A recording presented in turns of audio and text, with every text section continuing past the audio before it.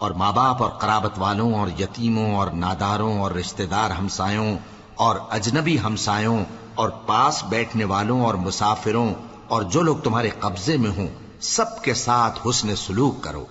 बेशक अल्लाह तकब्बुर करने वाले, बड़ाई मारने वाले को दोस्त नहीं रखता। जो खुद भी बुख्ल करें और लोगों को भी बुख्ल सिखाएं, और जो माल अल्लाह ने उनको अपने फजल से अता फरमाया है उसे छुपा छुपा के रखें। और हमने काफिरों के लिए जिल्लत का अजाब तैयार कर रखा है। और जो खर्च भी करें तो अल्लाह के लिए नहीं बल्कि लोगों के दिखाने को, और ईमान न अल्लाह पर लाएं न रोजे आखिर पर। और जिसका साथी शैतान हुआ तो कुछ शक नहीं कि वो बुरा साथी है।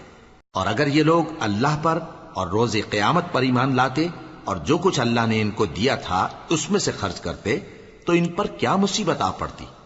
और अल्लाह इनको खूब जानता है। अल्लाह